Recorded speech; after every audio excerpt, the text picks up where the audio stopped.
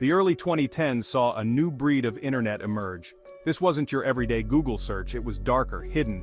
This was the dark web. It promised something different. Anonymity, a place away from prying eyes. People flocked to it. They wanted to explore this new, unregulated world. The dark web wasn't just for techies, it appealed to everyone.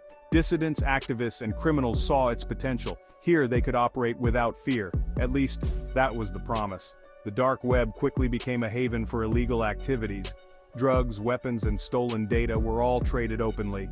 It was a digital Wild West, lawless and full of opportunity.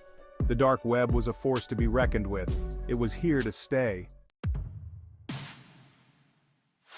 Two things made the dark web explode: anonymity and Bitcoin.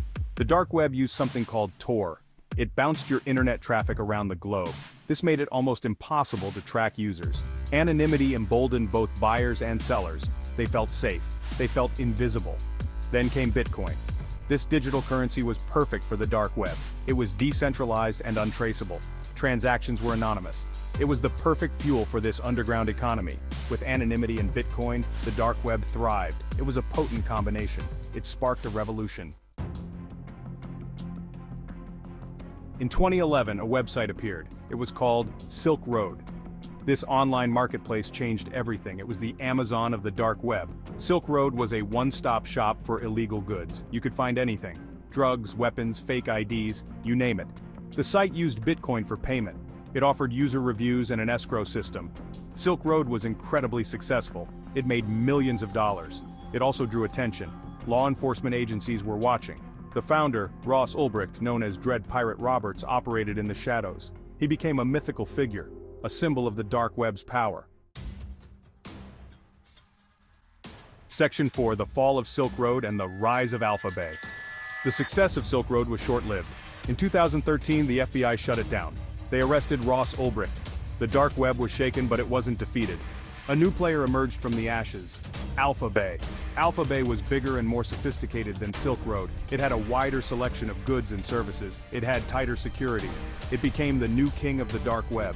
AlphaBay's rise showed the world something. The dark web was resilient. Shutting down one site wouldn't be enough.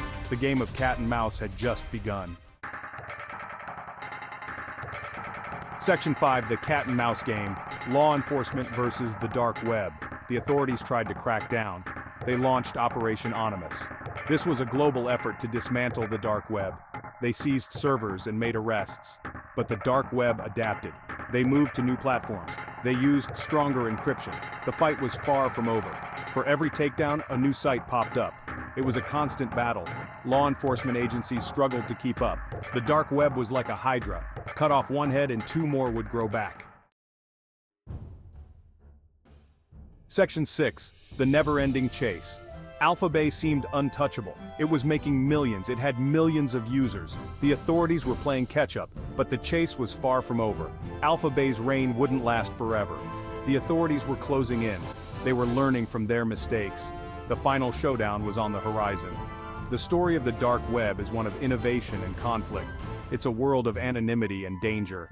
It's a world of constant evolution. The chase continues.